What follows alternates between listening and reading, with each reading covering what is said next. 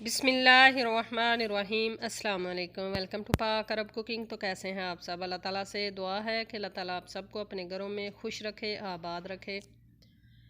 इसी दुआ के साथ आज की ज़बरदस्त सी रेसिपी की तरफ बढ़ते हैं। तो आज की रेसिपी में हम बनाएंगे गार्लिक पराठा बग़ैर डो के।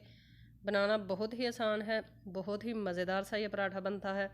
जिसने कभी भी पराठा नहीं बनाया होगा, रेसिपी देखकर वो भी मज़ेदार सा गार्लिक पराठा बनाना सीख जाएगा। तो गार्लिक पराठा जो है ये हम बग़ैर आटा गूंदे बनाएंगे। तो चलिए बिस्मिल्लाह करते हैं और मज़ेदार सा पराठा बनाना शुरू करते हैं। तो सबसे पहले बाउल के अंदर हमने 2 अदद अंडे ऐड कर लिए हैं। अब इसके अंदर हम ऐड करेंगे आधा कप पानी और साथ में ऐड करेंगे लाल मिर्च कुटी हुई, थोड़ी सी काली मिर्च का पाउडर ऐड कर लेंगे। और अब इसके अंदर हम ऐड कर लेते हैं नमक अपने टेस्ट के मुताबिक। और अब चूँकि हमने गार्लिक पराठा बनाना है तो इसके लिए गार्लिक तो लाजमी ऐड करेंगे। तो इस तरह से क्रश करके 4 से 5 गार्लिक के जो पीसेस हैं वो हम ऐड कर लेंगे।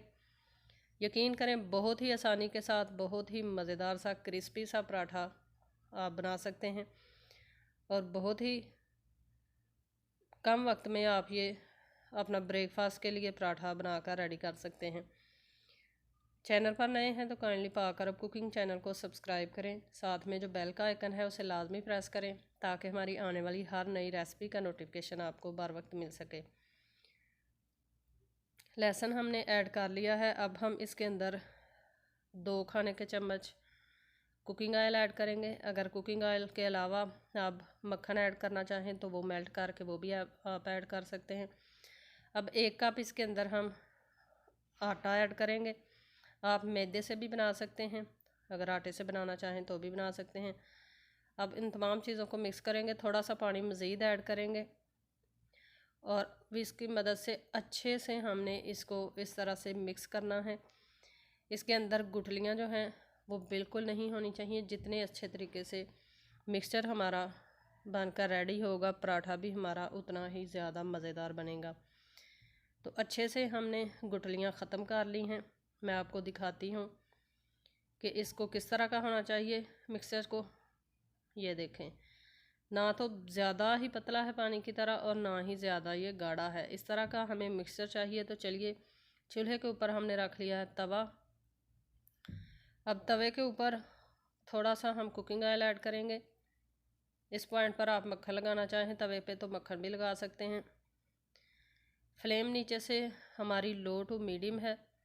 ज़्यादा तेज़ फ्लेम पे पराठा नहीं पकाना, क्योंकि पराठा जो है वो जल जाएगा जिससे पराठा मज़ेदार नहीं बनेगा। लो फ्लेम पे पराठा बनाएंगे ताकि क्रिस्पी और मज़ेदार सा पराठा बनकर रेडी हो।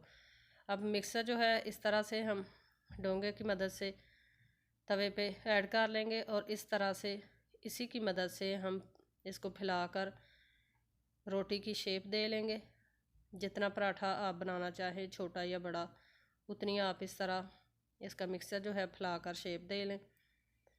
अब एक साइड से 2 से 3 मिनट तक कुक करेंगे और फिर इसकी आहिस्ता से एहतियात के साथ साइड चेंज कर लेंगे। थोड़ा सा ऊपर कुकिंग ऑयल लगाएंगे इस तरह से। अब इस तरह से चम्मच के साथ इसको हिलाते हुए हम कुक करेंगे। पराठा जो है वो नीचे से जब बिल्कुल डन हो जाएगा तो फिर से इसकी साइड और फिर से इसको दूसरी साइड से पकाएंगे। इस तरह इसकी साइडें जो है वो पलट पलट कर हमने पराठा जो है वो रेडी करना है। बहुत ही क्रिस्पी मज़ेदार सा पराठा बनकर रेडी होगा। आपने इस रेसिपी को ज़रूर ट्राई करना है। आप इस पराठे को नाश्ते में चाय के साथ खा सकते हैं या आप रायता दही का उसके साथ इसको खा सकते हैं। बहुत ही मज़ेदार है। आप मेहमानों के लिए ये नाश्ता बनाकर रेडी कर सकते हैं। तो पराठा जो है वो हमारा बन चुका है। इसी तरह हम बाकी के पराठे जो हैं वो भी बनाकर रेडी कर लेंगे। 2 अदद अंडे और 1 कप मैदे से आप 6 से 7 पराठे बनाकर रेडी कर सकते हैं। तो चलिए अब इनको करते हैं सर्विंग प्लेट के अंदर सर्व। आप देख सकते हैं कि कितनी ही कम टाइम में कितने ही मज़ेदार से पराठे हमने ब्रेकफास्ट के लिए रेडी कर लिए हैं। आई होप कि आपको ये हमारी मज़ेदार सी रेसिपी जो है वो पसंद आई होगी। रेसिपी पसंद आई है तो आप इसको लाइक करें, फ्रेंड्स और फैमिली मेम्बर के साथ शेयर करें और इस रेसिपी को ज़रूर ट्राई करें। आप देख सकते हैं ये बच्चे जो हैं वो भी बहुत ही शौक़ से खाते हैं। बच्चों के अलावा अगर आपके घर में बूढ़े ज़ईफ़ लोग हैं तो ये देखें कितना ही सॉफ्ट सा पराठा है, वो भी आसानी से नाश्ता कर सकेंगे।